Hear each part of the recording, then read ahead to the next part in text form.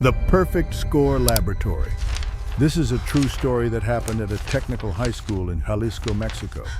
What began as rumors whispered in empty hallways would eventually expose a conspiracy of corruption, death, and a supernatural phenomenon that no one believed until it was too late. Even now, years after these events, I hesitate to share what I witnessed. Some doors once opened can never truly be closed again. My name is Elena Morales, and I've worked in educational administration for over 15 years. 3 years ago, I transferred to Preparatoria Técnica #7 in Jalisco, inheriting my position from my aunt, who had dedicated her entire career to the school system. The job itself was straightforward, managing student records, processing paperwork, and ensuring the administrative machine ran smoothly. What wasn't in the job description was confronting the unexplainable. I've never considered myself superstitious. I was raised to believe in what I could see, touch, and verify. Ghosts, spirits, and supernatural phenomena belong to campfire stories and late-night television, not reality. But what happened in that chemistry laboratory on the 3rd floor of Building C defies every rational explanation I've tried to apply. It was mid-September when I first heard the whispers. The summer heat still lingered in the hallways, making the ancient air conditioning units work overtime and filling the administrative offices with a persistent mechanical hum.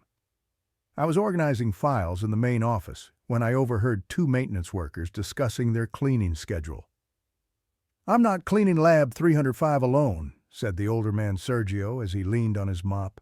"Not after what happened to Diego last week." The younger janitor Rafael rolled his eyes. "Come on, man. Diego's full of shit. He probably just wanted to get out early." "He wasn't making it up," Sergio insisted, lowering his voice.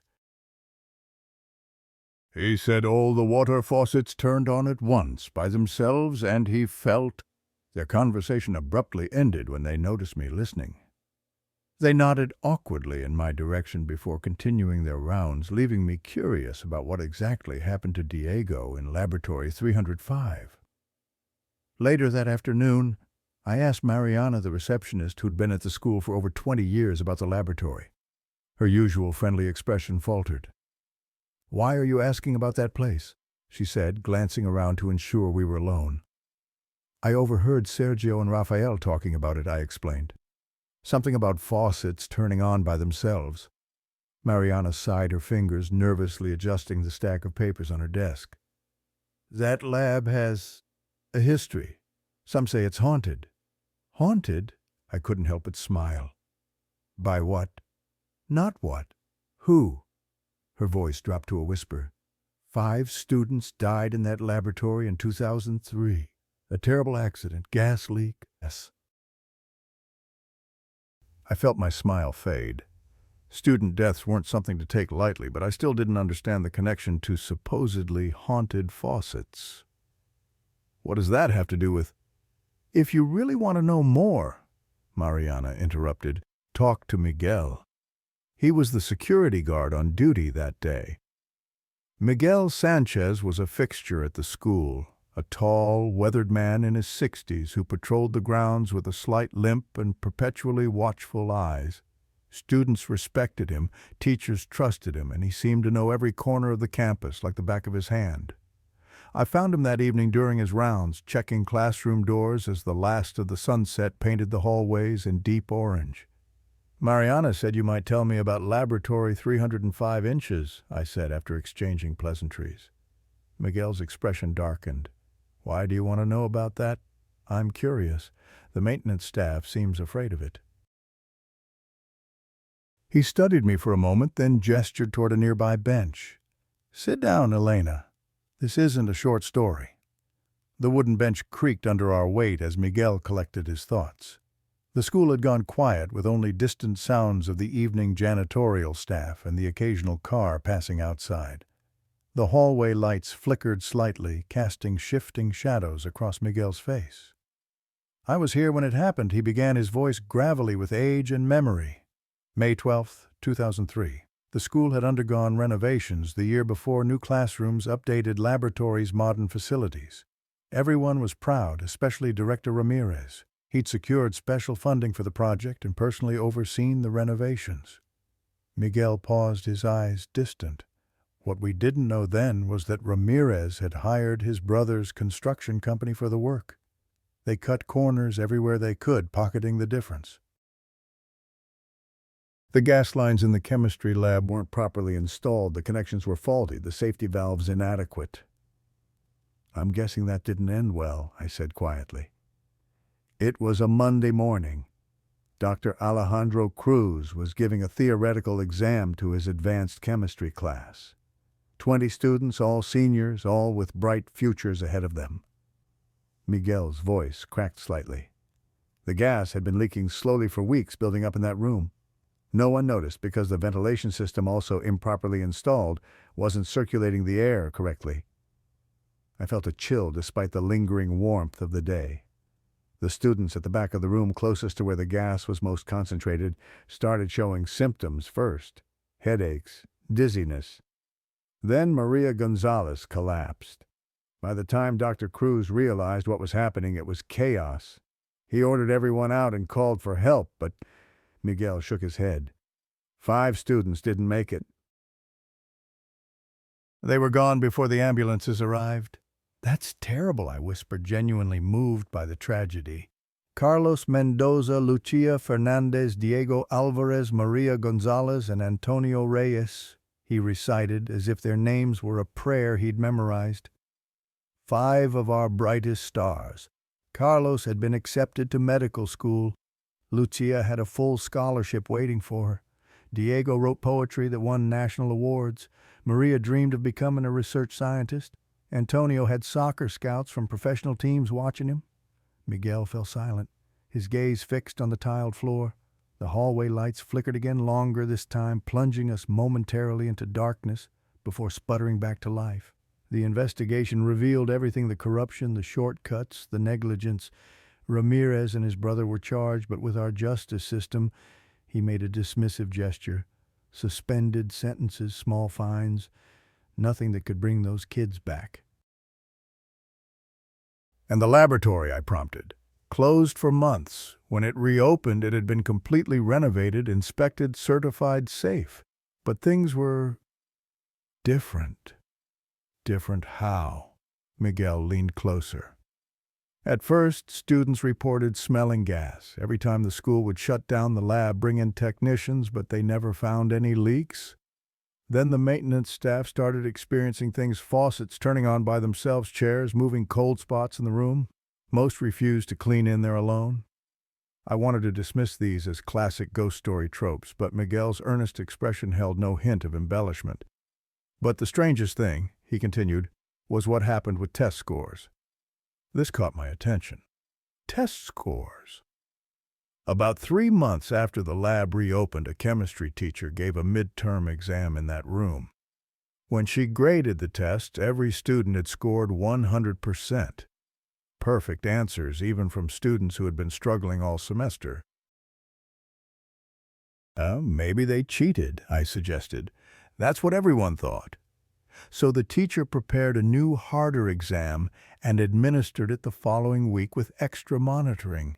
Same result: perfect scores across the board. Miguel's eyes met mine.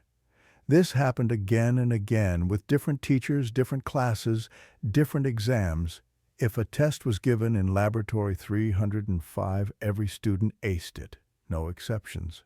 I frowned, struggling to find a logical explanation. There must be some rationale. One student, Jorge Diaz, told his teacher he felt like there were people standing around him during the test, showing him how to solve the problems. He described them as shadowy students and said one of them looked like Carlos, his friend who died in the accident. The air around us seemed to grow heavier. Despite my skepticism, I felt goosebumps rise on my arms. More students reported similar experiences, Miguel continued, especially those who were struggling academically. They described feelings of being guided, of suddenly understanding concepts they'd been confused about before. So the ghosts of dead students were helping others pass tests. I couldn't keep the doubt from my voice. Miguel didn't seem offended by my skepticism. Education was everything to those 5. They were dedicated students, passionate about learning and helping others. Even after death, it seems their primary concern remained the success of their peers. What did the school administration do? Miguel's expression darkened. At first, they investigated. When they couldn't find any rational explanation, they tried to suppress the stories. Teachers were forbidden from administering tests in that laboratory. But certain teachers, those under pressure to improve academic performance, began secretly using the room for important exams. And eventually the administration found out and Miguel hesitated. And they started exploiting it.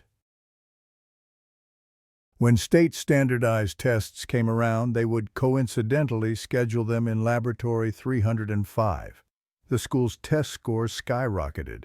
More funding poured in, accolades, recognition. I felt a wave of disgust. They were using a tragedy for their own benefit. Exactly. And that's when the other phenomena intensified. It wasn't just faucets anymore. Equipment would be thrown across the room. Students reported seeing shadowy figures, and certain teachers, those who most frequently exploited the situation, began experiencing minor accidents. Falling on stairs, coffee spilling on computers, important documents disappearing. The ghosts were fighting back. In a way, but strangely, no student was ever harmed. All incidents targeted staff and faculty, as if the spirits could distinguish between the innocent and those exploiting them. Miguel stood wincing slightly at the pain in his leg. It's getting late. I should finish my rounds. I rose as well, my mind swimming with everything I'd heard. Is there any documentation of all this, records of the accident or the test score phenomenon? The official investigation file should be in the administrative archives, though access is restricted. As for the test scores, well, those records would be carefully hidden. The current administration wouldn't want evidence of their exploitation. As Miguel turned to leave, he paused. One more thing, Elena. Every year on May 12th, the anniversary of the accident, flowers appear on the 5 lab tables where those students died. Different flowers for each student reflecting their personalities. Nobody puts them there. They simply appear in the morning. What kinds of flowers? I asked, inexplicably moved by this detail. Sunflowers for Carlos, always bright and optimistic. Lavender for Lucia, elegant and brilliant. Poppies for Diego, the dreamer poet. Orchids for Maria, rare and exceptional. And red carnations for Antonio, passionate and strong. With that, Miguel continued his patrol, leaving me alone in the dimly lit hallway. I stood there for several minutes, processing everything he had told me. Part of me wanted to dismiss it all as elaborate folklore, the kind that inevitably develops around any tragedy. But another part, a part I rarely acknowledged, wondered if there might be truth behind the stories. The next morning I arrived at work early, determined to find documentation of the accident. The administrative archive room was rarely used, a dusty space filled with filing cabinets containing decades of school records.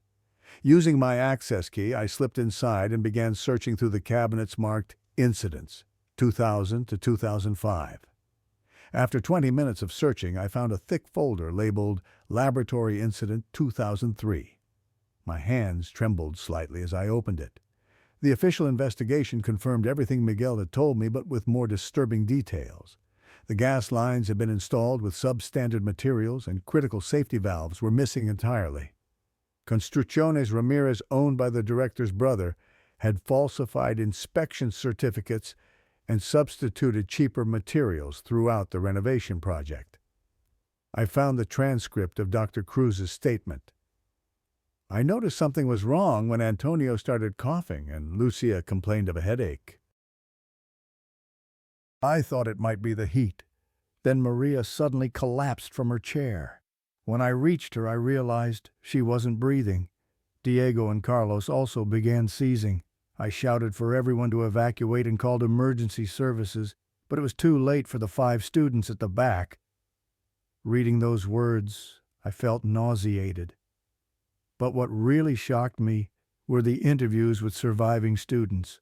Several described feeling as if someone was trying to warn them before symptoms appeared. Javier Ortiz stated, "I felt like someone whispered, 'Get out of here,' in my ear. I thought I was imagining things, so I didn't say anything. Now I wish I had." I continued reading through witness statements, autopsy reports, and the personal files of the 5 deceased students. All were exceptional scholars with promising futures ahead of them.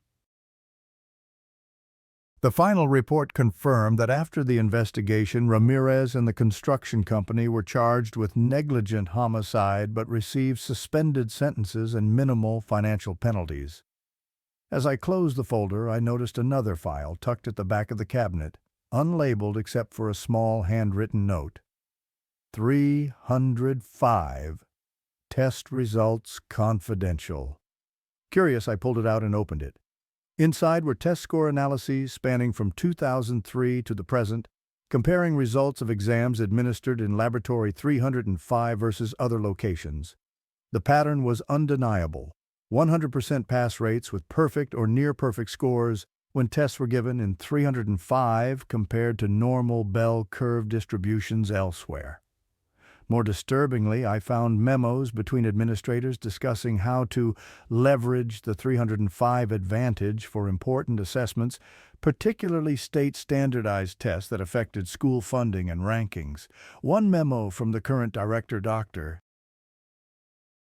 Mendoza, explicitly stated, "Schedule all state aptitude tests in room 305 next month. We need to maintain our top-tier status." I was so engrossed in the documents that I didn't hear the archive room door open. When a voice spoke behind me, I nearly jumped out of my skin. "Finding anything interesting, Elena?" I spun around to see Isabella Vega, the longest-serving chemistry teacher at the school. In her 60s, with silver-streaked black hair and sharp eyes behind stylish glasses, she had a reputation for tough standards and unwavering integrity. "Professor Vega," I stammered hastily, trying to close the folder. "I was just researching the Laboratory 305 phenomenon." She finished for me, a knowing expression on her face. "Don't worry, I'm not here to report you." She approached and gestured to the folders. "May I?" I handed them over, relieved not to be caught by someone less understanding. Isabella flipped through the pages, her expression growing darker. "I've been fighting this for years," she said quietly. "The exploitation of a tragedy, the use of those poor children's spirits for institutional gain." "So you believe it's real? That the ghosts of those students are helping others pass tests?" Isabella looked up from the documents. "I was there that day, Elena. I helped carry students out. I was the first to discover the gas leak." She paused, her eyes distant. "I had warned the administration about strange smells in the room 2 weeks before the accident. Ramírez told me I was being paranoid, and his brother's company reported everything was safe." "I'm sorry," I said, not knowing what else to offer. "When the test score phenomenon began, I was the first to notice. My class took a midterm in that lab, and everyone scored perfect marks. I suspected cheating, organized a new exam the next week with a completely different format, harder questions. Same result, all perfect scores. How was that possible, I asked. One of my students, Jorge Diaz, came to me afterward. He said during the test he felt as if 5 different people were standing around him showing him how to solve the problems. He described them as shadowy students and said he could see their faint reflections in the window. Jorge recognized one of them as Carlos. They had been friends before the accident. Isabella closed the folder and handed it back to me. More students reported similar experiences. The ones struggling most academically described the help most vividly. But why, if these are the spirits of the dead students, why would they be helping others cheat? It's not cheating to them, Isabella said thoughtfully. These 5 students valued education above all else. They were not only excellent students themselves, but always helped their classmates. Even in death, their primary concern seems to be helping others succeed academically. What about the other phenomena, the moving objects, the faucets turning on? Spirits of the restless dead often manifest in various ways. I believe they're not just trying to help, they're trying to be remembered, to remind us of what happened. Isabella checked her watch. "I have a class in 10 minutes, but if you want to know more, meet me after school today." She turned to leave, but paused at the door. "One more thing, Elena. Be careful with your investigation. The current administration doesn't appreciate anyone digging into this particular piece of history. They've invested too much in keeping it quiet while simultaneously exploiting it." After Isabella left, I carefully replaced the folders and locked the archive room. Throughout the day, I couldn't stop thinking about everything I'd learned. The corruption, the tragedy, the inexplicable phenomena that followed it all seemed too fantastical to believe, yet the evidence was compelling. That afternoon, as I walked past Laboratory 305 on my way to meet Isabella, I felt an irresistible urge to look inside.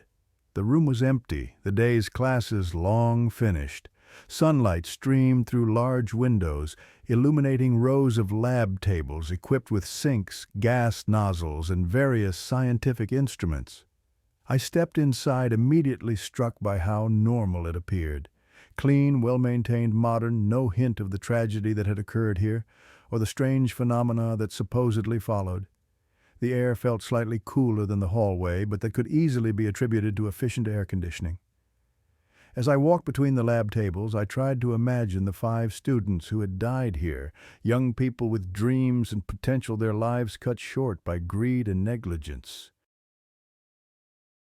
Had their spirits really remained bound to this room by unfinished business or a desire for justice?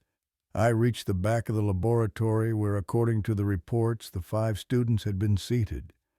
Nothing distinguished these tables from the others. I ran my hand along one of them, wondering if Carlos or Lucia or one of the others had sat here on that fateful day. "What happened to you wasn't fair," I whispered, feeling slightly foolish for talking to an empty room. "None of you deserved this."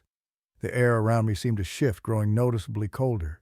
The hair on my arm stood up, and I had the distinct sensation of being watched.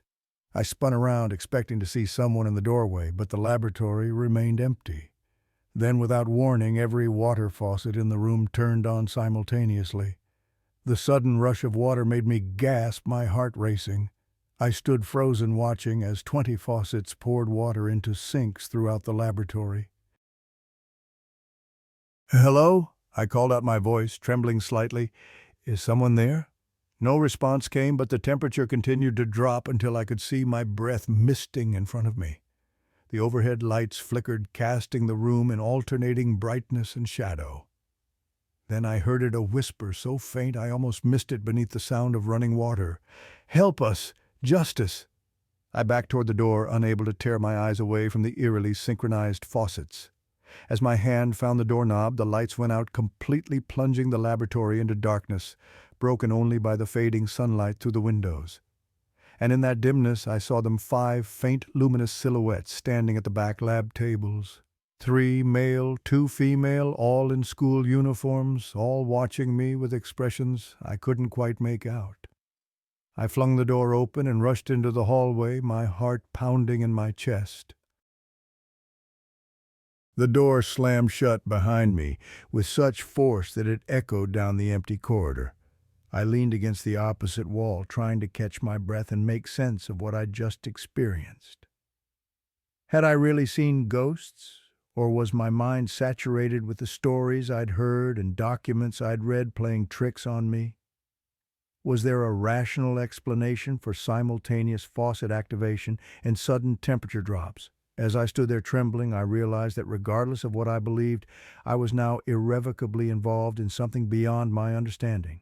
And somehow I knew the 5 spirits in Laboratory 305 were aware of my presence, and they wanted something from me. The whisper echoed in my mind, "Help us, justice." But what justice could I possibly provide for the dead? I couldn't sleep that night. Every time I closed my eyes, I saw those 5 luminous silhouettes standing at the back of Laboratory 305. The whispered plea, "Help us, justice," echoed in my mind like a haunting melody. By morning, exhaustion had settled into my bones, but my determination had only grown stronger. If those spirits were real, and everything I'd experienced suggested they were, they needed my help. I arrived at school earlier than usual, hoping to catch Isabella before classes began. I found her in her office adjacent to one of the standard chemistry labs, carefully measuring chemicals for the day's experiments. She looked up as I entered, her expression telling me she'd been expecting me. "You went into the laboratory, didn't you?" she asked without preamble. I nodded, sinking into a chair across from her. "How did you know?" "They told me." Isabella set down her beaker and removed her safety glasses. "I've had a connection with them since the accident. Nothing dramatic, just occasional impressions, whispers. Last night they were quite excited. They said someone new could see them." "I saw them," I confirmed, my voice barely above a whisper. "And the faucets, all of them turned on at once, and the temperature dropped so suddenly." Isabella nodded, unsurprised. "What else did you experience?"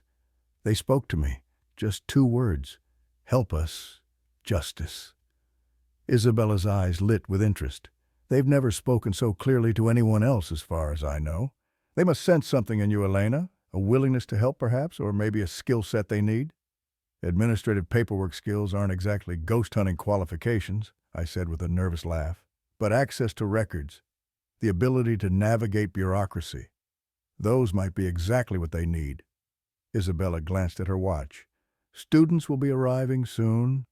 Meet me for lunch in the teacher's lounge. We'll talk more." As I walked to my office, the hallways were beginning to fill with students laughing, shouting, living their lives oblivious to the spirits that shared their school. I couldn't help wondering how many other places harbored similar secrets.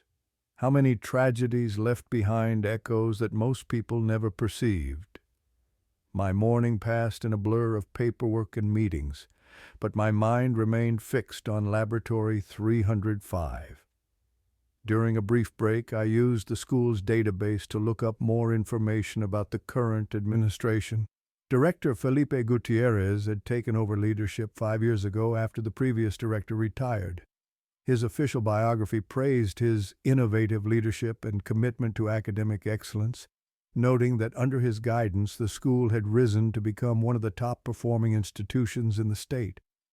Now I understood how that excellence had been achieved. Not through better teaching or resources, but by exploiting the supernatural help of dead students. I also found mention of an upcoming state standardized test scheduled for next Friday. According to the testing coordinator's notes, all exams would take place in room 305 due to optimal environmental conditions. The exploitation was continuing right under everyone's noses. At lunch, Isabella and I sat in a quiet corner of the teacher's lounge, speaking softly to avoid being overheard. "The state tests are next week," I told her.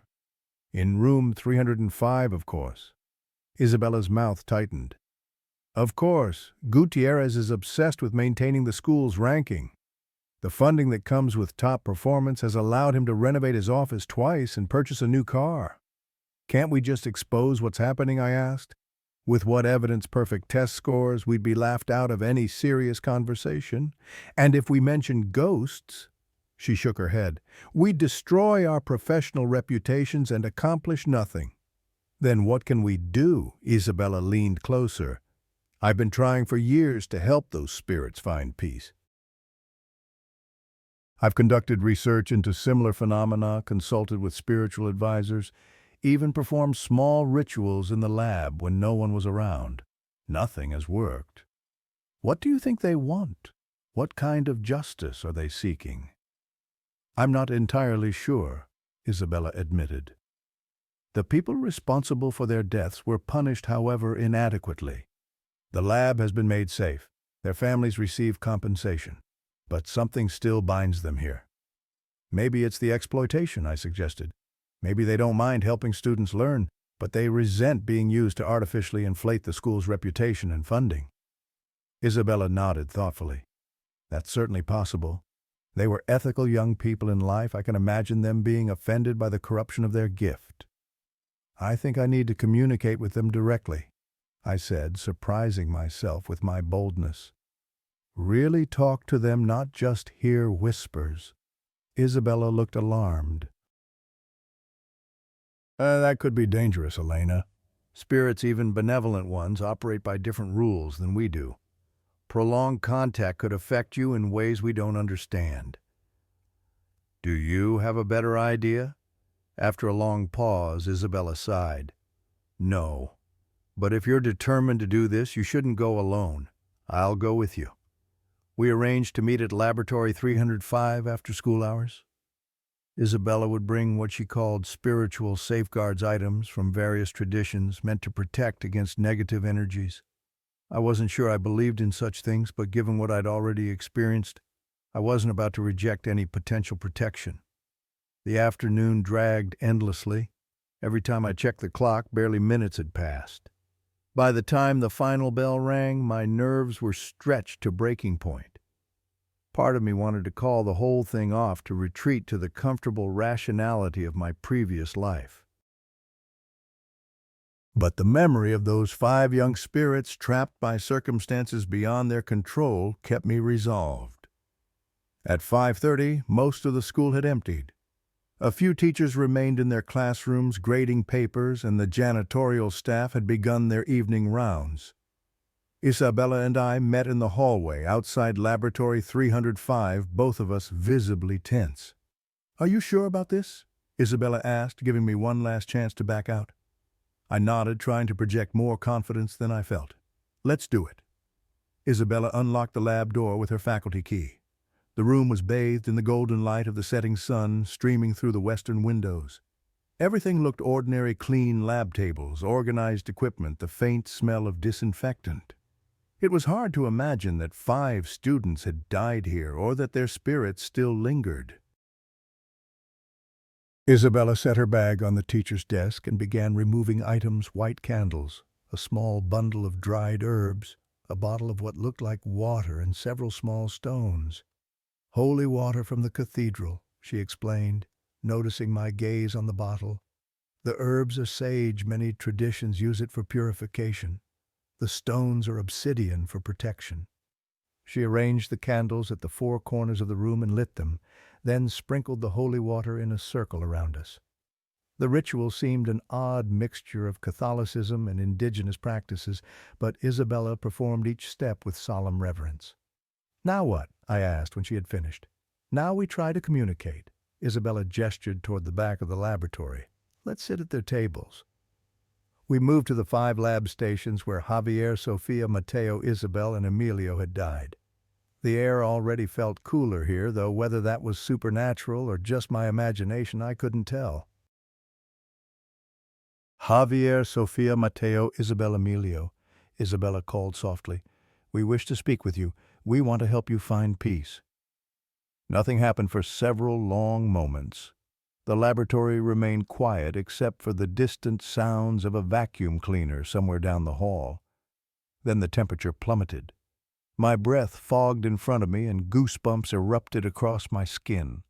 The candles Isabella had lit flickered violently, though there was no draft. "They're here," Isabella whispered unnecessarily. I could feel the presence or presences like an electric current in the air around us. The faucets turned on one by one, not all at once like before, but in a deliberate sequence that circled the room. When the last one activated, they shut off in the same order, creating an eerie symphony of flowing water. "We can sense you," I said, my voice shaking slightly. "We know you're trying to communicate." "Can you show yourselves to us?" The air seemed to shimmer, condensing into those same 5 luminous silhouettes I had glimpsed before. This time they were clearer, still translucent, but with distinguishable features. 3 young men and 2 young women, all in school uniforms, all watching us with expressions that mixed hope and wariness. Isabella gasped softly beside me. "I've never seen them so clearly before."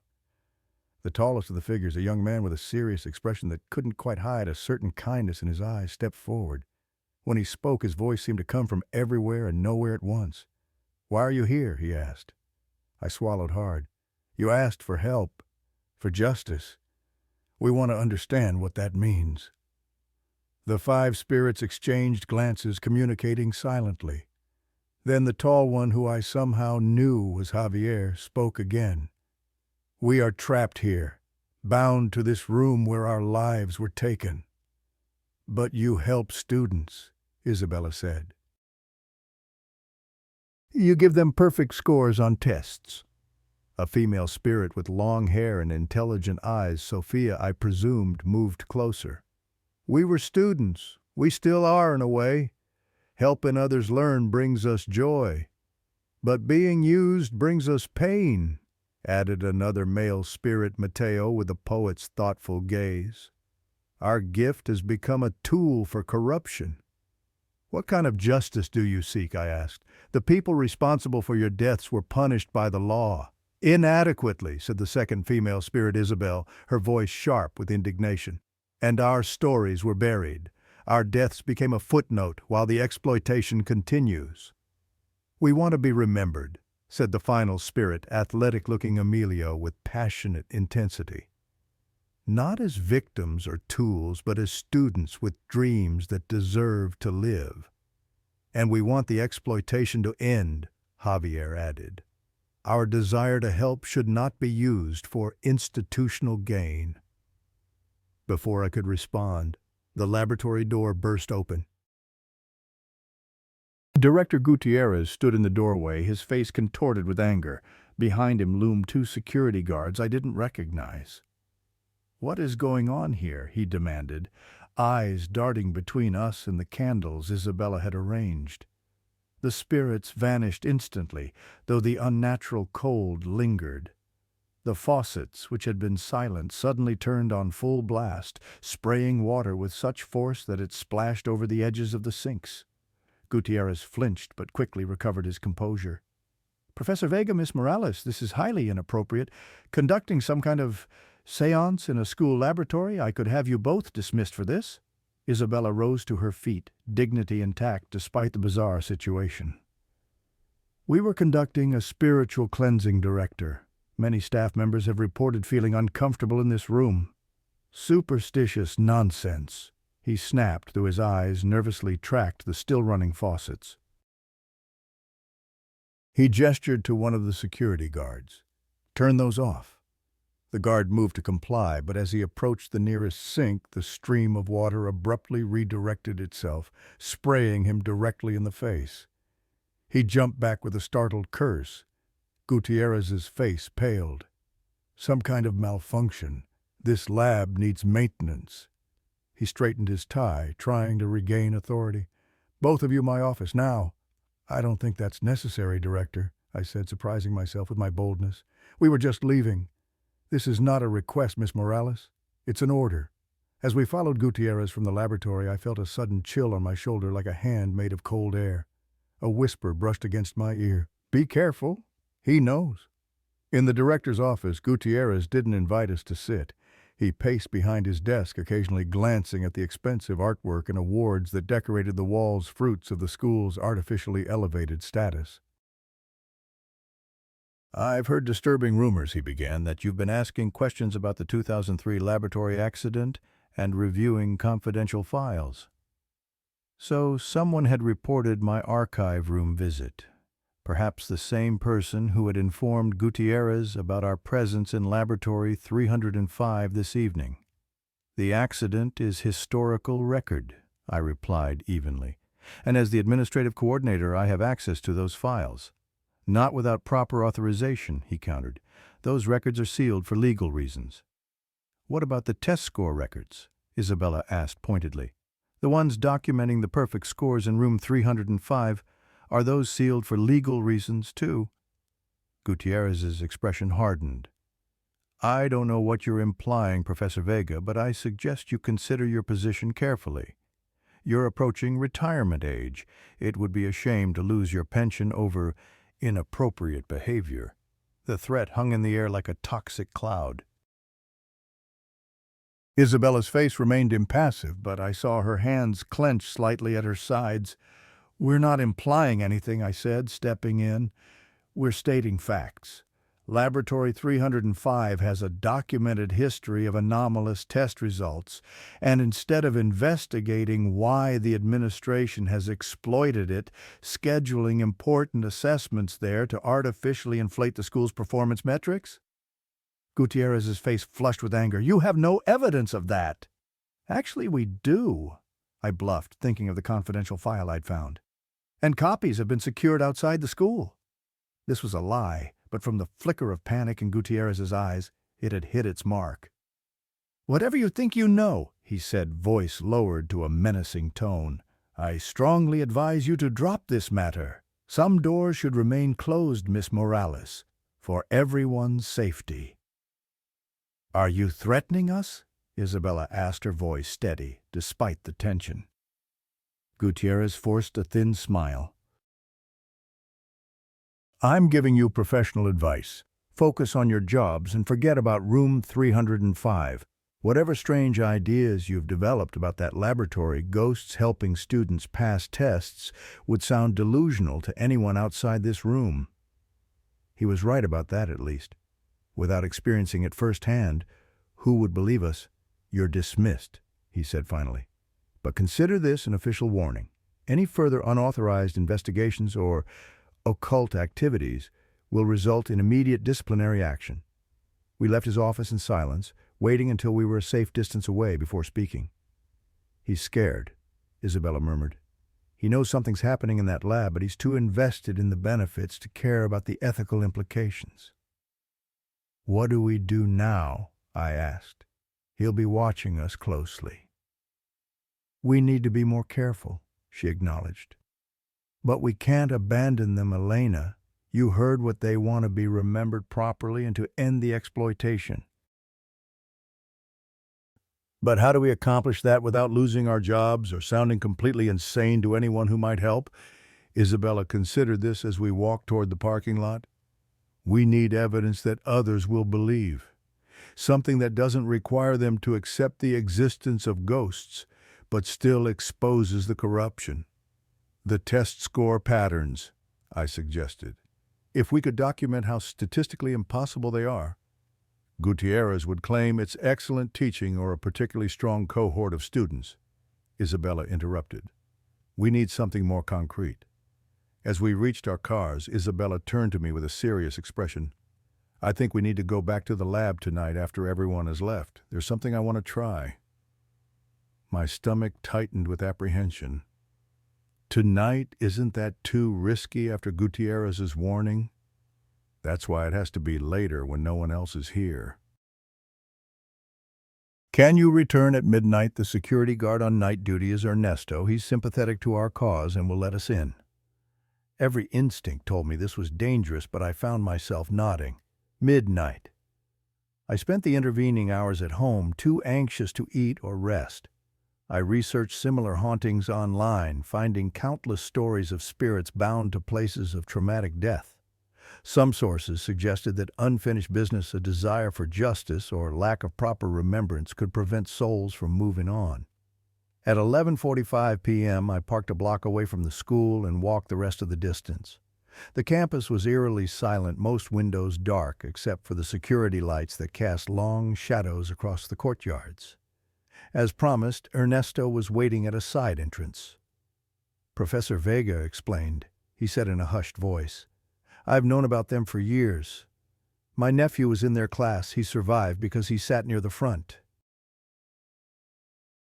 He led me through the darkened hallways to Laboratory 305, where Isabella was already waiting with a digital camera, a voice recorder, a laptop, and what appeared to be scientific instruments. EMF detector, she explained, holding up one device. Measures electromagnetic fields. Spiritual activity often creates fluctuations. She gestured to another instrument. Thermal camera captures temperature variations invisible to the naked eye. You came prepared, I observed, impressed despite my nervousness. I've been investigating this phenomenon for years, she admitted, but never with someone else who could see them clearly. Your presence might make a difference. Isabella had arranged chairs at the teacher's demonstration table rather than at the back lab stations. I thought we'd start here neutral territory. I don't want to immediately impose on their space. She set up the equipment, positioning the thermal camera to capture most of the room, and placing the EMF detector between us. The voice recorder sat beside it, already running. Now what? I asked. Now we invite them to communicate, but differently than before. I want to try something more structured. Isabella touched a small cross hanging around her neck, then addressed the empty room. Javier, Sofia, Mateo, Isabel, Emilio, we've returned as promised. We want to help you, but we need to understand more clearly what happened to you and what you need for peace. The laboratory remained still and silent. The EMF detector showed no unusual readings. The thermal camera displayed normal temperature patterns across the room. Perhaps they're cautious after Gutierrez interrupted us, I suggested. Isabella nodded. Let's be more direct. She raised her voice slightly. We know you were killed because of corruption and negligence. We know your deaths have been exploited. We want to help end that exploitation and ensure you're properly remembered. The air temperature began to drop. On the thermal camera's display, blue patches appeared near the back lab stations, spreading slowly toward us. The EMF detector's lights flickered, registering increasing electromagnetic activity. They're coming, Isabella whispered. The familiar shimmering began, but instead of forming 5 distinct figures, the energy seemed to coalesce into a swirling mass of light in the center of the room. The mass pulsed and shifted as if the 5 spirits were struggling to manifest together. Something's wrong, I said, a sense of unease growing. This is different from before. The swirling intensified, accompanied by a high-pitched sound just at the edge of hearing, like multiple voices trying to speak simultaneously. The EMF detector was now lighting up completely, and the thermal camera showed dramatic temperature drops throughout the laboratory. Suddenly, all the cabinet doors flew open. Glassware rattled on shelves. The lights flickered wildly. This wasn't the controlled communication we'd experienced earlier. This was chaotic, frightening. What's happening? I gasped, rising from my chair. Isabella's face had gone pale. I think they're trying to show us something, but they're agitated. Gutierrez's presence earlier may have disrupted their energy. The swirling light began to form images, flickering unstable scenes that played out in the air before us like a malfunctioning hologram. I saw flashes of the laboratory, as it had been in 2003, students taking their seats, a teacher distributing papers. Then the images shifted to show workers installing gas lines, cutting corners, falsifying documents. They're showing us the past, Isabella breathed. The scenes changed again. Director Gutierrez in this very room speaking to someone whose face was obscured. I couldn't hear their words, but the body language suggested an intense, secretive conversation. Who was that with him? I wondered aloud. The image zoomed in, revealing the face of Dr. Lorenzo Huerta, the school's testing coordinator. The date stamp in the corner showed April 15th of the current year, just 2 weeks ago. Before we could see more, the laboratory door burst open. Director Gutierrez stood there again, this time with 3 security guards. I thought I made myself clear earlier, he said, voice ice cold. This constitutes trespassing and insubordination. The spiritual manifestation vanished instantly. All the equipment shut down simultaneously, even Isabella's laptop, which had been running on battery power. How did you know we were here? Isabella demanded. Gutierrez smiled thinly, holding up his phone. Anonymous tip. And I installed additional security cameras this afternoon, a prudent measure given recent unauthorized activities. He gestured to the guards. Escort them from the premises and collect their school IDs. Consider yourselves suspended pending termination proceedings. You can't do this, I protested. We have rights. You have no rights when it comes to conducting paranormal investigations on school property after hours, he interrupted. The board will view this as unprofessional conduct at best, mental instability at worst. As the guards approached, the laboratory plunged into total darkness. The temperature dropped so rapidly that frost began forming on the windows. A powerful gust of wind, impossible in the enclosed room, swept through the laboratory, knocking equipment to the floor and sending papers swirling through the air. In the confusion, I felt a cold hand grasp mine. "Run," whispered Javier's voice directly in my ear. "Take the evidence. We'll hold them back." I grabbed Isabella's arm with my free hand. "Come on." We stumbled toward the rear emergency exit, guided by an ethereal blue light that seemed to emanate from the air itself. Behind us, I heard Gutierrez shouting and the guards cursing as they encountered whatever spiritual resistance the five were manifesting. We burst through the emergency exit into the cool night air. The alarm that should have sounded remained silent, another supernatural intervention, I assumed. We ran to our cars without looking back, the spiritual chill clinging to our clothes like morning mist. "Drive home and pack essentials," Isabella instructed breathlessly as we reached the parking area. "Meet me at Café Reforma in an hour. Gutierrez won't let this go. We need to regroup somewhere safe." As I drove home, my mind raced with everything we'd witnessed. The spirits had shown us something important, a recent meeting between Gutierrez and the testing coordinator. Why was that significant? And how had Gutierrez known we would return to the laboratory tonight? The anonymous tip seemed too convenient. At home, I quickly packed a small bag with clothes and toiletries. As I was collecting my laptop and phone charger, my cell phone rang. Unknown number. "Hello?" I answered cautiously. "Elena, it's Ernesto." The security guard's voice was tense with urgency. "Don't go to Café Reforma. Gutierrez has sent people there. Professor Vega has already been warned she'll contact you with a new location." "How did he know?" "I don't know. Be careful who you trust." He hung up abruptly. I stood in my darkened apartment, a chill running down my spine that had nothing to do with spirits. Somehow Gutierrez had anticipated our meeting place. Either he had incredible luck, or my phone buzzed with a text message from Isabella. "Change of plans, meet at the cathedral, 1 hour." I grabbed my bags and headed for the door, then paused. If Gutierrez had known about our midnight visit to the lab and our planned meeting at Café Reforma, what else might he know? On impulse, I checked my phone for unfamiliar apps or unusual battery drain.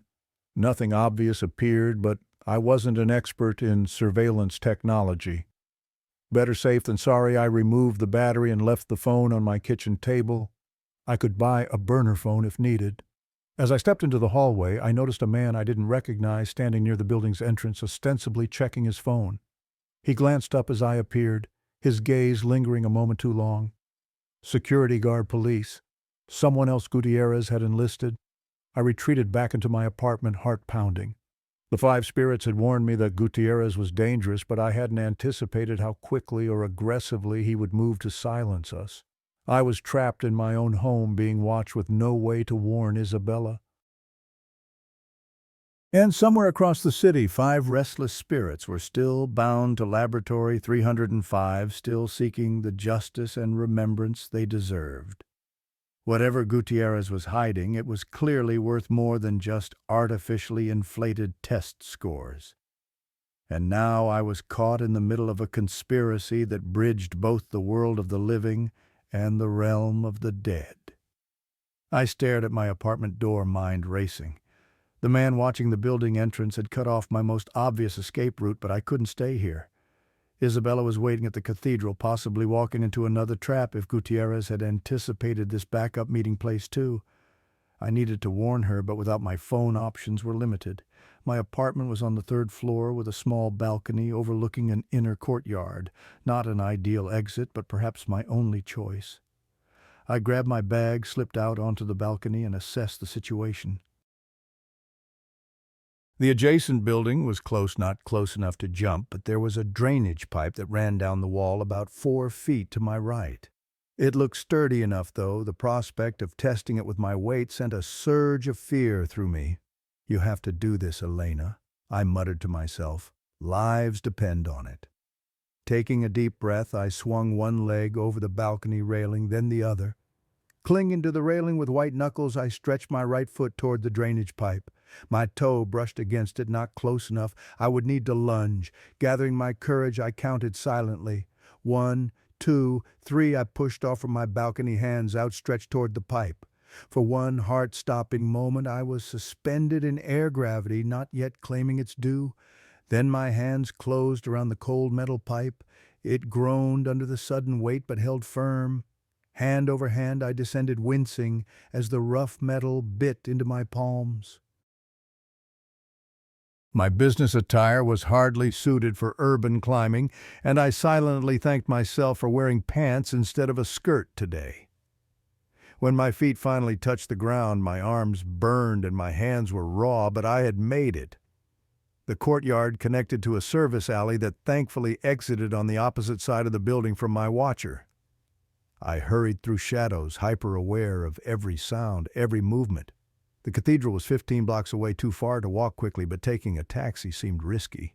Instead, I ducked into a 24-hour convenience store and purchased a baseball cap and cheap sunglasses, minimal disguise, but better than nothing.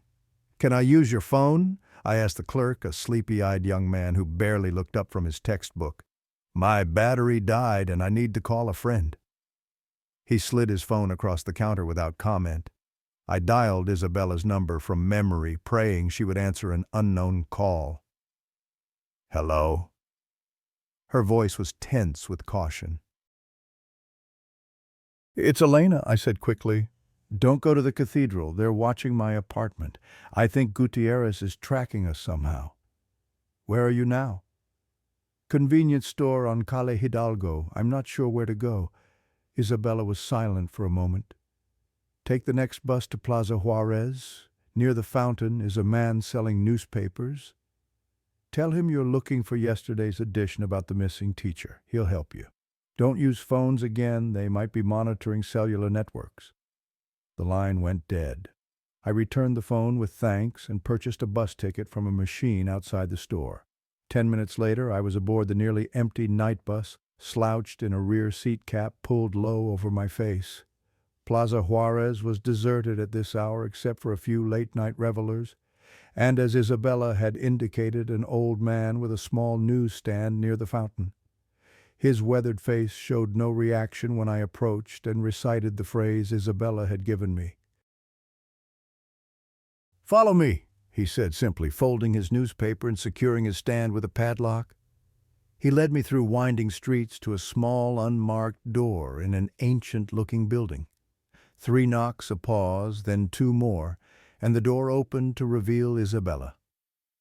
"Thank you, Miguel," she said to the old man, who nodded and disappeared back into the night.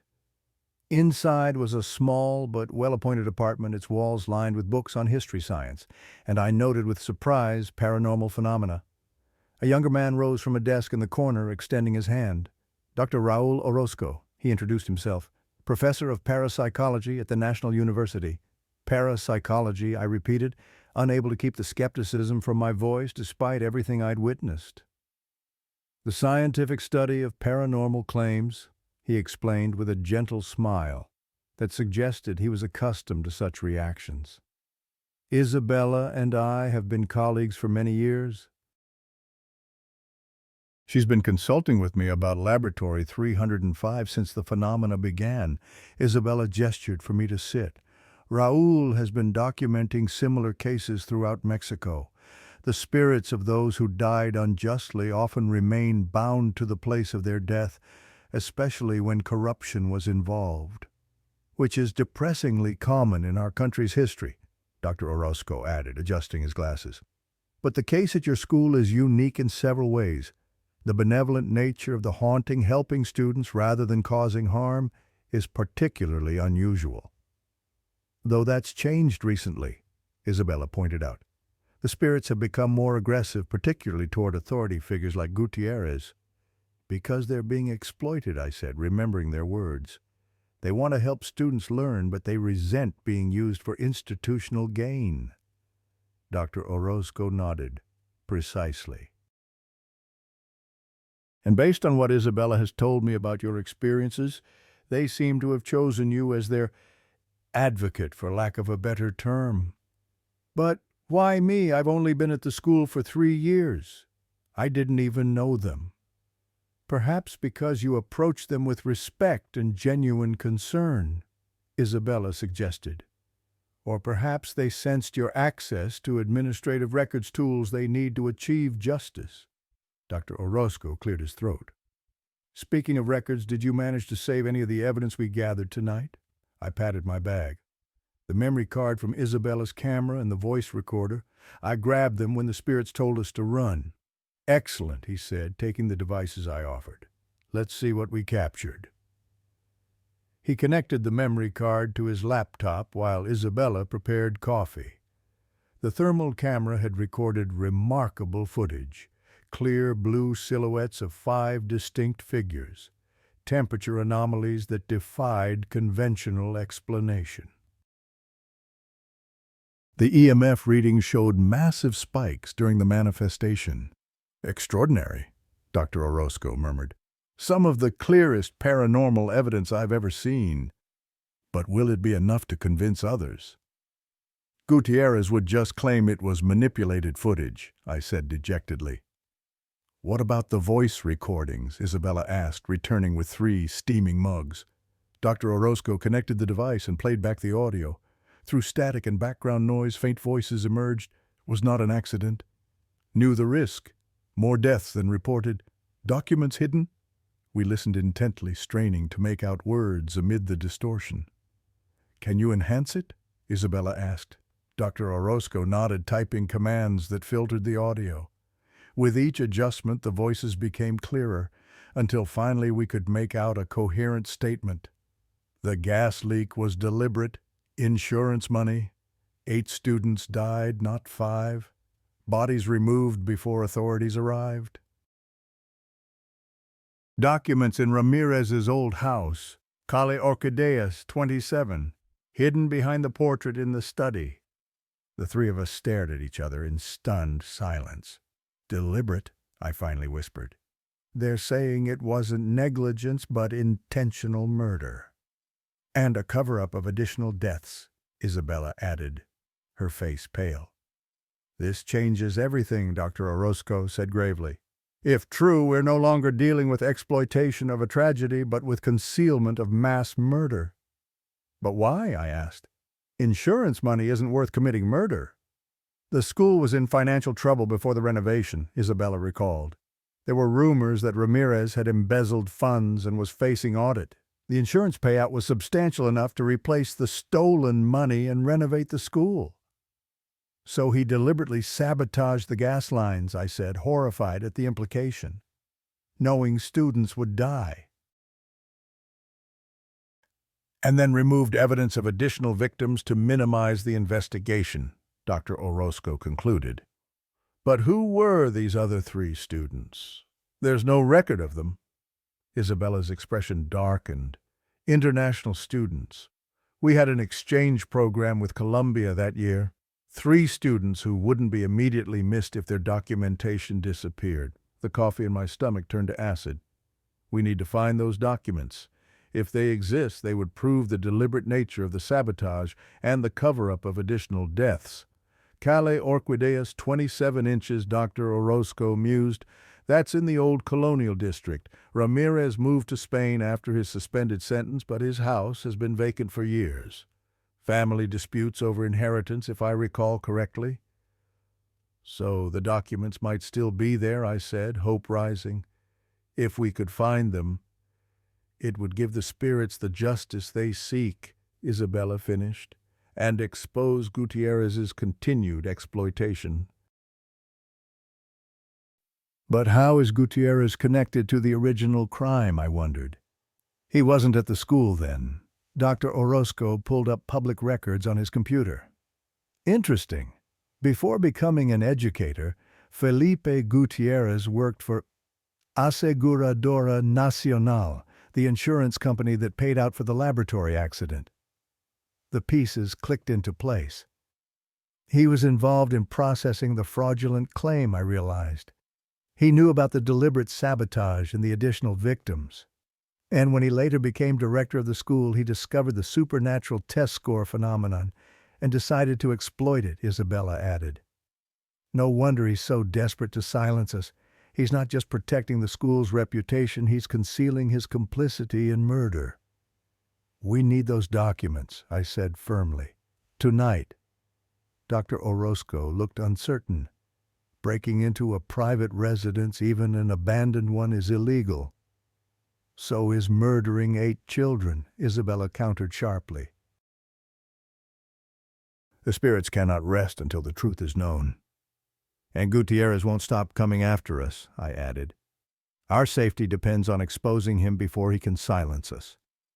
After a brief debate, Dr. Orozco agreed to help. He had a colleague who specialized in urban exploration, who could guide us safely into the abandoned house. A few phone calls later, our plan was set. Calle Orchideas 27 loomed before us like something from a Gothic novel, a once grand colonial mansion now fallen into disrepair. Vines crawled across crumbling stucco and iron gates hung askew from rusted hinges. The property was surrounded by a high wall topped with broken glass, a common security measure in wealthier neighborhoods. Luis, Dr. Orozco's contact, was a slight man with nimble movements, who seemed perfectly at ease in the shadows. The house has been empty for 7 years, he explained in a hushed voice, but neighbors report occasional lights and movement. Caretaker comes by, or perhaps family members checking on things. Is there an alarm system? Isabella asked. Luis shook his head. Power was disconnected years ago, but we should still be cautious. Squatters sometimes use abandoned properties.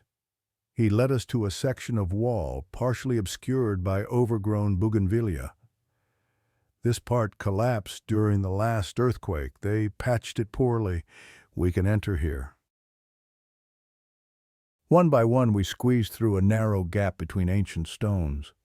The garden beyond was a tangle of tropical vegetation reclaiming what had once been manicured grounds.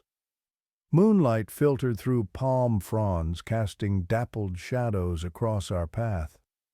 The mansion's rear entrance yielded to Luis's expert touch with a set of slender tools I chose not to examine too closely. The door swung open with a mournful creak, revealing a dust-shrouded interior that smelled of mold and neglect. The study would be on the main floor, Luis whispered. These old colonial homes follow a standard layout. We moved through cavernous rooms, our flashlights cutting thin beams through decades of accumulated dust. Furniture remained draped in yellowed sheets like patient ghosts. Family portraits hung crookedly on walls, their subjects' eyes seeming to follow our intrusion. Here, Luis announced, pushing open a heavy wooden door. The study. The room beyond was surprisingly intact compared to the rest of the house. Bookshelves lined 3 walls, their contents largely undisturbed. A massive desk dominated the center, its surface clear except for a thin layer of dust. And on the 4th wall hung a large portrait of Ramírez himself, looking smug in academic regalia. Behind the portrait, Isabella murmured, approaching the painting. The frame was heavy, requiring all 3 of us to lift it from its mounting. Behind it, as the spirits had indicated, was a small wall safe with a combination lock. Can you open it? I asked Luis. He examined the safe with a professional eye. Old model, shouldn't be difficult. From his backpack he produced tools and a stethoscope-like device. Give me a few minutes. While he worked, I explored the study, shining my flashlight across book titles. Most were educational texts and administrative manuals, but one shelf held personal journals bound in leather. I pulled one out, flipping through pages of handwritten notes. Isabella, I called softly. Look at this.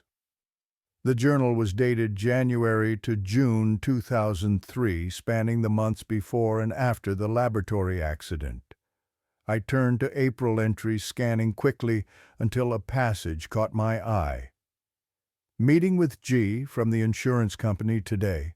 He assures me the policy will pay 3 times the actual value if the damage is catastrophic and involves casualties. Distasteful but necessary given the financial situation. The auditors are closing in. This is the only way. Isabella's hand trembled as she held the flashlight. G. Gutierrez. This is the smoking gun.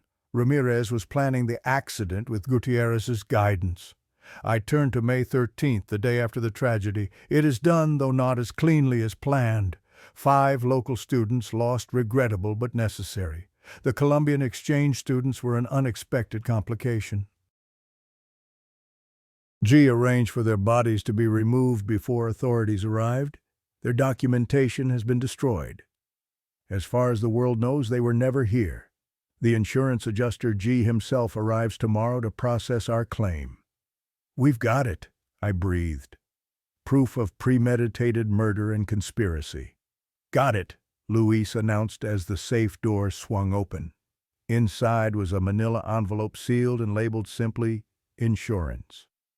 I opened it carefully, finding documents that confirmed our worst suspicions, the original insurance policy with handwritten notes detailing how to maximize the payout through orchestrated catastrophic failure, medical records for 8 students, not 5, and most damning of all, photographs of the laboratory immediately after the accident, clearly showing 8 bodies, not 5. This is why they couldn't rest, Isabella whispered. Not just the exploitation of their gift, but the erased students, the ones whose deaths weren't even acknowledged. Gutierrez wasn't just continuing the exploitation, I realized. He was protecting himself from murder charges. If anyone discovered the supernatural phenomena and investigated deeply enough, his involvement in the original crime might be exposed. A sudden noise from elsewhere in the house froze us in place. Footsteps, heavy and purposeful, approached the study. "Someone's here," Luis whispered unnecessarily. "We need to go, now." We stuffed the documents into my bag and moved toward the door. But before we could reach it, flashlight beams swept the room from the hallway. We ducked behind the desk as the door was flung open. "I know you're in here," came Director Gutierrez's voice, cold with fury. "Did you really think I wouldn't have Ramírez's house watched after what the spirits revealed?" My heart hammered in my chest. There was no way out. The study had only one door, now blocked by Gutierrez, and what sounded like at least 2 others. "Miss Morales," Gutierrez called. "Professor Vega, this has gone far enough. Come out now and perhaps we can resolve this situation professionally." Isabella squeezed my hand, then whispered to Luis, "When I create a distraction, take Elena and run. Those documents must reach the authorities." Before I could protest, Isabella stood revealing herself. "It's over, Gutierrez. We know everything, the deliberate sabotage, the insurance fraud, the Colombian students whose deaths you covered up." Gutierrez's face contorted with rage. In the beam of his flashlight, I could see he was accompanied by the same security guards from earlier. "You understand nothing," he snarled. "The school was failing. Hundreds of students would have been without education. Difficult choices were made for the greater good."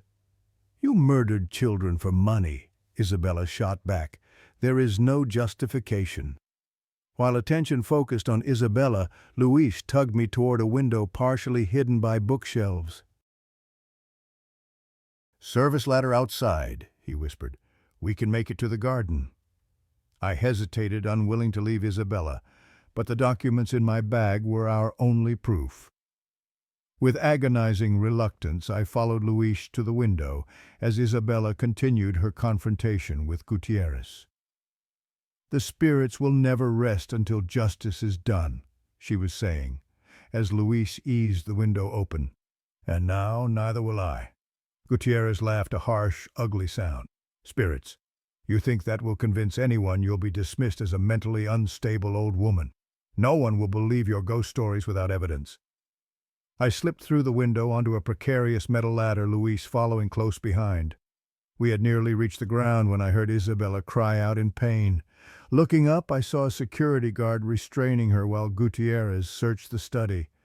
"Where are the documents?" he demanded. "Where is Morales?" Isabella's gaze flicked momentarily toward the window. Gutierrez followed her glance and rushed over, spotting us in the garden below. "Stop them!" he shouted to his men. "They have the evidence!" Luis and I ran through the overgrown garden, pursued by one of the guards, while the other maintained his hold on Isabella. We reached the gap in the wall and squeezed through, emerging onto the deserted street. "This way," Luis urged, pulling me toward a narrow alley. I know these streets well." We ran through the colonial district's labyrinthine passages, the guards' heavy footsteps eventually fading behind us. Only when we were certain we'd lost our pursuer did we slow to catch our breath. "We need to get these to the police," I gasped, clutching my bag. Luis shook his head. "Not the local police. Gutierrez likely has connections there. We need federal authorities, people beyond his influence." "But Isabella," I began, "is safer if we get that evidence secured," Luis insisted. "Gutierrez won't harm her as long as he thinks she can lead him to the documents." Though it tore at my heart, I knew he was right. The best way to help Isabella was to ensure the evidence reached the proper authorities. Luis made a call from a public phone, speaking in rapid, coded phrases. "A friend will meet us," he explained afterward. "Someone trustworthy in the federal prosecutor's office." While we waited in the shadow of an ancient church, guilt gnawed at me. Isabella had sacrificed herself so I could escape with the evidence. The weight of that responsibility pressed down like a physical burden. "She'll be all right," Luis said, noticing my distress. "Isabella Vega is stronger than she looks." "It should have been me," I said bitterly. "This was my investigation. I pulled her into danger." Luis smiled sadly. "From what Raúl told me, Professor Vega has been fighting this battle for 20 years. If anything, she pulled you in." Before I could respond, a nondescript car pulled up. A serious-faced woman emerged showing federal credentials that identified her as Prosecutor Ana Diaz. "Dr. Orozco explained the situation," she said without preamble. "Let me see what you found." I handed over the documents explaining their significance while she examined them with methodical precision. Her expression remained neutral, but I saw her eyebrows rise several times as she reviewed the damning evidence. "This is extensive," she finally said.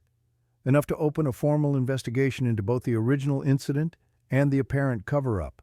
I'll need your formal statements, and we'll need to secure Professor Vega's testimony as well." "Gutierrez has her," I said urgently, "at Ramírez's abandoned house on Calle Orquídeas. He might harm her once he realizes we've escaped with the evidence." Prosecutor Diaz immediately made several calls, dispatching agents to the location. "Stay here," she instructed us. "I'll handle this personally."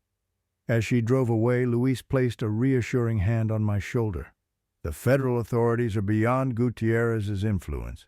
He's finished." "But what about the spirits?" I wondered aloud.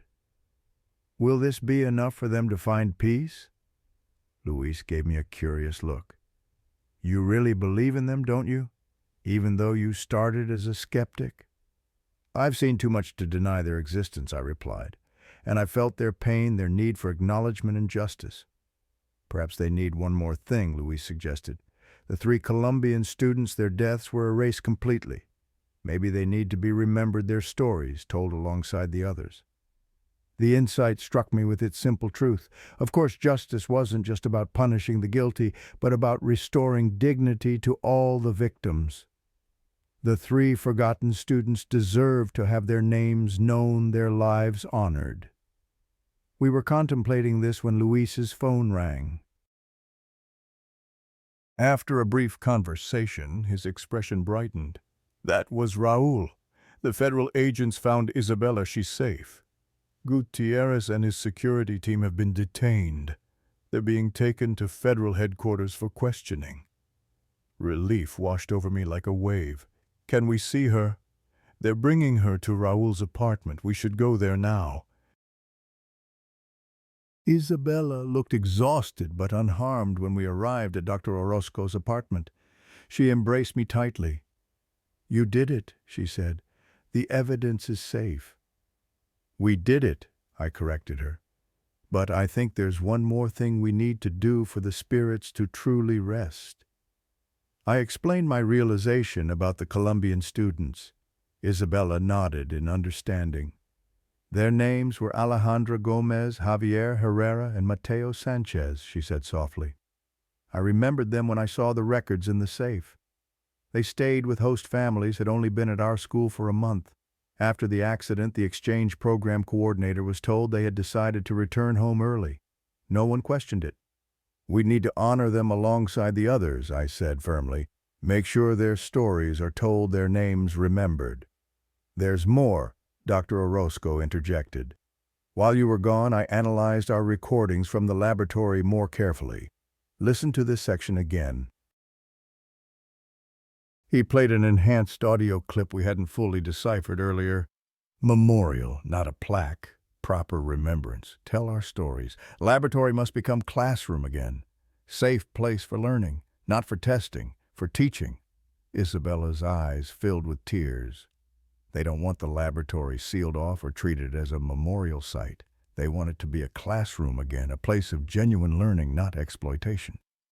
A full circle, I mused, transforming the site of tragedy back to its intended purpose.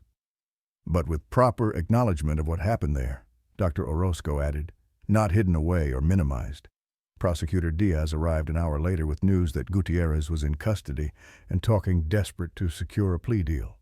He had already implicated others involved in both the original crime and its ongoing cover-up. "We'll need your help identifying all 8 victims and constructing a complete timeline," she told Isabella and me.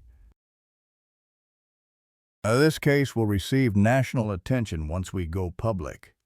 "There's something else the victims need," I said, explaining the spirit's request for the laboratory to become a teaching space again with proper memorialization. Prosecutor Diaz considered this thoughtfully. "I'll speak with educational authorities. Once the investigation is complete, such an arrangement could be part of the resolution." As dawn broke over the city, we finalized our plans. With federal protection, Isabella and I would return to the school to gather additional evidence from administrative records. Dr. Orozco would compile our paranormal documentation into a report that, while not part of the official investigation, would preserve the full truth of what had occurred. And I would personally ensure that all 8 victims, Carlos, Lucia, Diego, Maria, Antonio, Alejandra, Javier, and Mateo, would be properly honored and remembered. The school was eerily quiet when we arrived with federal agents. News of Gutierrez's arrest had not yet broken, but his unexpected absence had sparked rumors among staff and students. We went directly to his office, where agents began seizing computers and documents.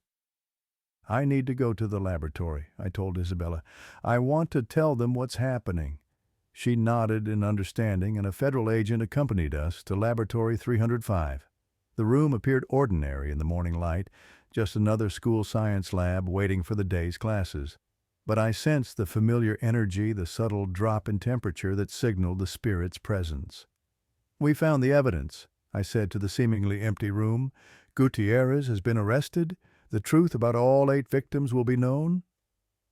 At first nothing happened. Then gradually the familiar shimmering began. This time, however, instead of 5 figures, 8 translucent forms materialized, 5 I recognized from before, joined by 3 new spirits. The 8 stood in a semicircle, their expressions solemn yet peaceful. "Justice is coming," I promised them. "Your stories will be told truthfully. This room will become a place of learning again, with a proper memorial to honor you all." The tallest figure, Javier, stepped forward. Unlike previous manifestations, his voice came clearly audible, even to the startled federal agent. "Thank you for hearing us, for seeking truth when others would not listen." Lucia spoke next, her form more distinct than I'd ever seen it. "We have waited 20 years for someone to find the courage to help us." "The forgotten ones must be remembered," said one of the Colombian students, Alejandra, I guessed from her appearance. "Our families never knew the truth of our fate." "Will you tell them?" asked another, Mateo Sanchez, his eyes holding mine. "Will you tell them we did not abandon them, that we did not choose to disappear?" "I promise," I said, tears streaming down my face. "Your families will know everything. Your memories will be honored." The 8 spirits seemed to confer silently among themselves. Then, as one, they turned back to us. "We can rest now," Diego said, a poet even in death. "The truth has been unearthed, justice set in motion." But we have one last gift, Maria added with a gentle smile, for those who helped us find peace. The air in the laboratory began to shimmer more intensely. Papers on the teacher's desk rustled as if caught in a breeze. One sheet lifted into the air, hovering before us. On it, beautiful handwriting appeared, forming itself before our eyes. When the page floated down into my hands, I read 8 signatures, followed by a simple message: "We testify to the truth of these events. May our tragedy prevent others. May our memory inspire learning. May our spirits finally rest." The page was warm to the touch, thrumming with energy, physical evidence of the supernatural no skeptic could dismiss. As I looked up, the 8 spirits began to fade, their forms becoming transparent, then translucent, then merely suggestions of light and shadow. The temperature in the room gradually returned to normal. The last to disappear was Javier, who offered a final nod of gratitude before joining his fellow spirits in whatever lay beyond. Isabella squeezed my hand. "They're gone," she whispered. "Truly gone. After 20 years, they found peace." The federal agent with us stood speechless, his professional composure shattered by what he'd witnessed. I'll need to include this in my report," he finally stammered. "Yes," I agreed, carefully folding the miraculous document. "The complete truth should be told." As we left Laboratory 305, I felt a profound sense of closure mingled with responsibility. The spirits had moved on, but their legacy remained in our hands. Their story, all 8 of them, would be told truthfully. Their classroom would become a place of genuine learning again, and the corruption that had claimed their lives would be exposed and punished. For 20 years, the Perfect Score Laboratory had harbored restless spirits seeking justice and recognition. Now, at last, those spirits had found their peace. But their final message would remain a testament to the power of truth against corruption of memory, against erasure, and of justice long delayed but finally delivered. The following days were a whirlwind of federal investigations, media coverage, and school disruptions. Gutierrez's confession implicated several officials who had helped conceal the truth, including members of the current school board. The revelation that 3 Colombian exchange students had been among the victims created an international dimension to the scandal, with the Colombian government demanding accountability. Isabella and I spent hours with investigators recounting everything we had learned and experienced. The supernatural aspects of our story were treated with professional skepticism by most officials, though the signed document from the spirits, examined by multiple experts who confirmed it contained 8 distinct handwriting patterns matching samples from the deceased students, caused considerable consternation. One afternoon, as we left the federal building after another round of interviews, Isabella turned to me with a thoughtful expression. "You know, in all the chaos, we never discussed what you experienced when you first encountered them in the lab. You said they spoke to you, that they asked for help and justice. But was there something more? Something that made you so determined to see this through?" I hesitated, then admitted the truth I'd kept to myself. When I was alone in the laboratory that first time, when the faucets turned on and the temperature dropped, I didn't just hear them. For a moment I saw through their eyes.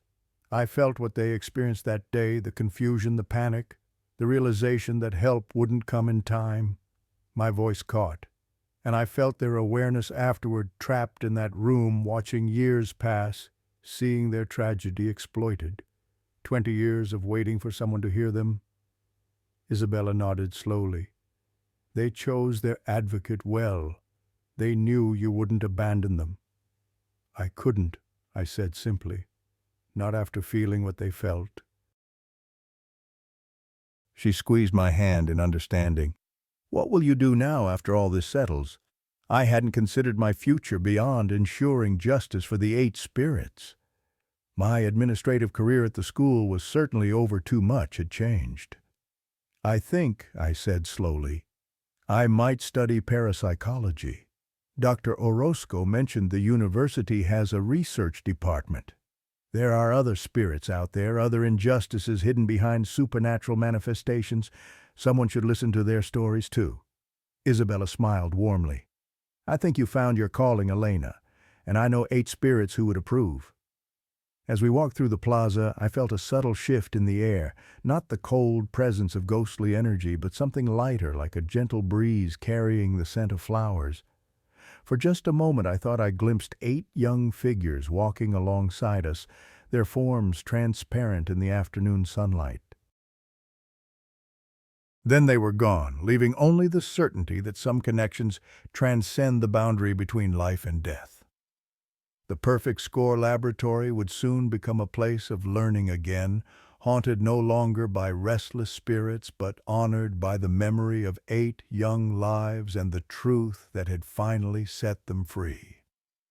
6 months after the spirits of Laboratory 305 found their peace, I stood before a polished granite memorial in the school's central courtyard. 8 names were etched in elegant script: Carlos Mendoza, Lucia Fernandez, Diego Alvarez, Maria Gonzalez, Antonio Reyes, Alejandra Gomez, Javier Herrera, and Mateo Sanchez. Beneath them a simple inscription: knowledge is immortal. So too are those who seek it.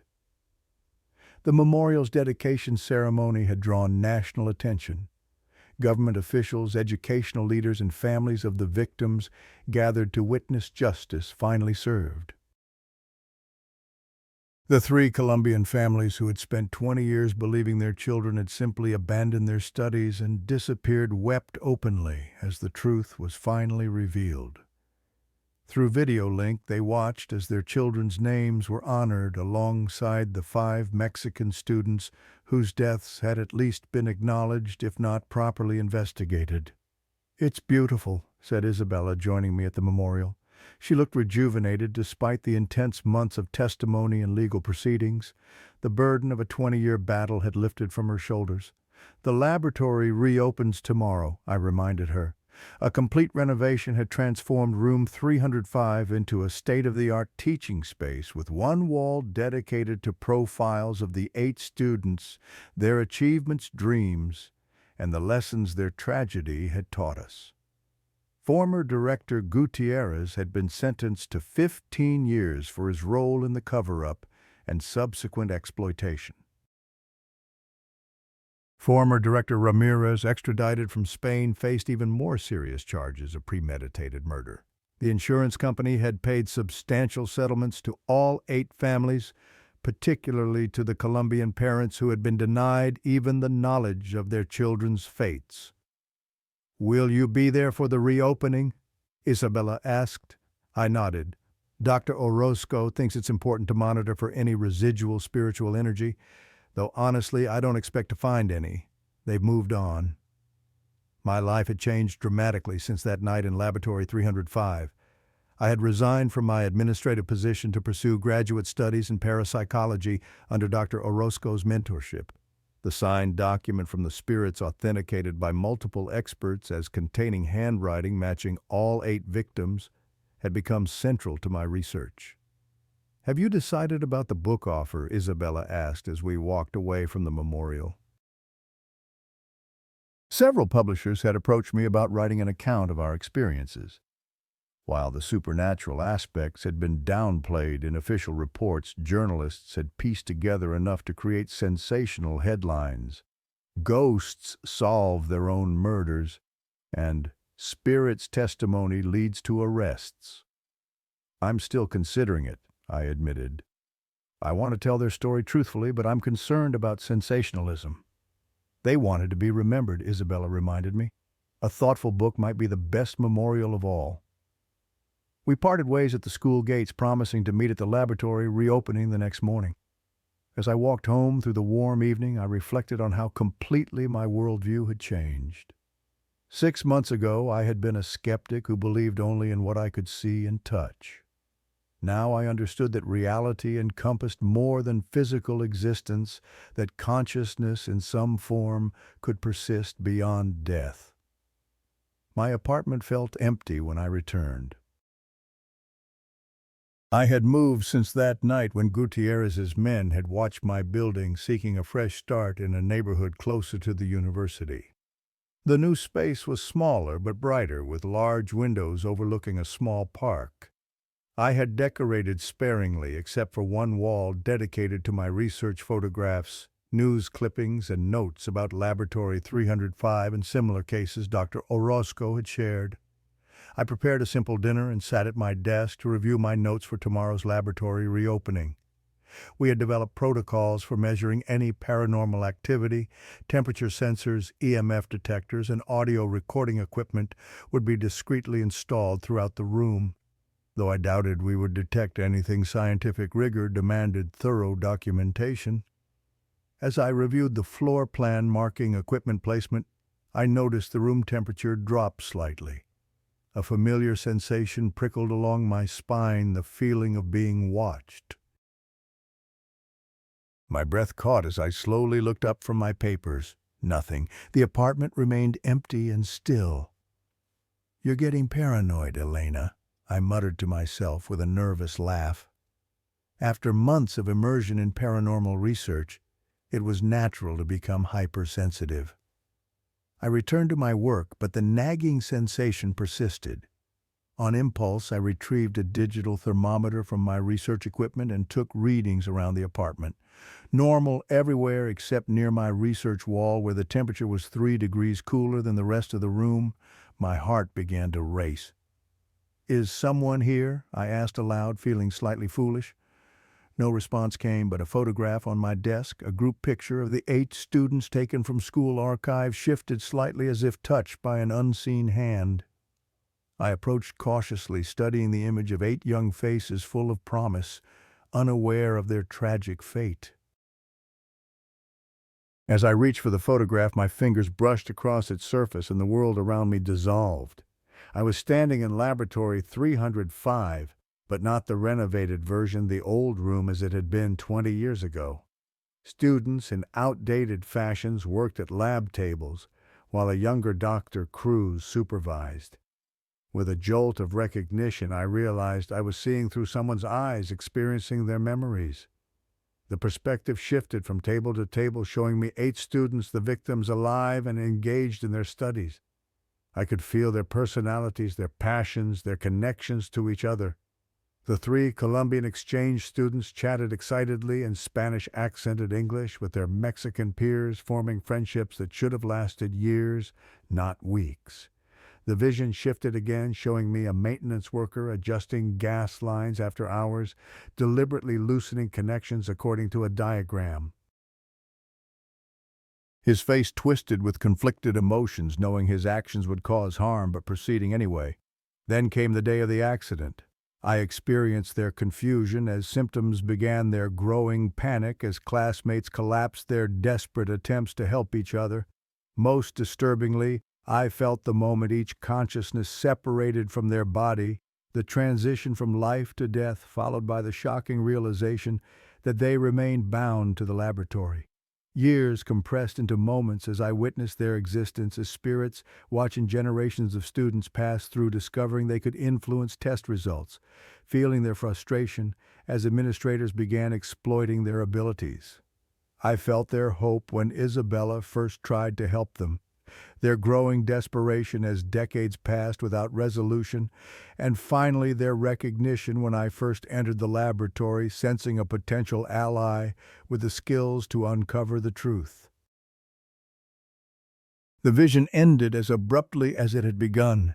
I found myself on my knees in my apartment, tears streaming down my face. The photograph remained in my hand, but now I noticed something I had overlooked before, a faint, nearly transparent mark across its surface. Tilting it under the light revealed words written in that same mysterious handwriting: "The truth goes deeper. 8 became 9. Find Martin Escobar." I staggered to my computer, heart pounding as I searched for the name. Martin Escobar had been the maintenance worker contracted by Ramírez's brother's company, the man who had actually sabotaged the gas lines. According to news reports, he had died in a car accident 3 weeks after the laboratory incident, a single vehicle crash on a straight road with no witnesses, another silenced victim, another murder to cover the conspiracy. My phone rang, startling me. Isabella's voice came through, tense and urgent. "Elena, something's happening at the laboratory." The night guard called, said he heard voices and equipment moving with no one there. The temperature has dropped so low there's frost forming on the windows. "They're not at rest," I said, my voice barely above a whisper. "There's more to the story. A ninth victim, Martin Escobar, the maintenance worker who was forced to sabotage the gas lines. He was killed to silence him." Isabella was silent for a moment. "How do you know this?" "They showed me just now. The justice is incomplete." "I'll meet you at the school in 20 minutes, she said finally. As I gathered my equipment, I felt a renewed sense of purpose. The 8 students had found enough peace to move beyond their earthbound existence, but they had left me a final message, a last piece of the puzzle. Their story wasn't complete, and neither was my role as their advocate. The maintenance worker deserved justice, too. If his death was another murder in this conspiracy, how many others might have been silenced? How far did this web of corruption and death actually extend? I looked once more at the photograph before slipping it into my bag. 8 young faces smiled back at me, but now I sensed something else in their expressions, not just hope and determination, but a warning. We had uncovered only the surface of a darkness that ran deeper than we had imagined. As I locked my apartment door, I felt that familiar chill brush past me, not threatening but reassuring. I wasn't alone in this quest. The spirits of Laboratory 305 had moved beyond our plane of existence, but they had left an echo of themselves to guide me toward a more complete justice. The Perfect Score Laboratory had revealed its first secret, but others remained hidden in shadow. And I had made a promise to uncover the truth no matter where it led. "I won't abandon you," I whispered to the presence I sensed at my side. "Not any of you."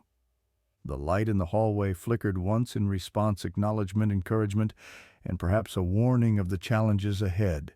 The 8 had become 9, and 9 would become who knew how many as the full extent of the conspiracy revealed itself.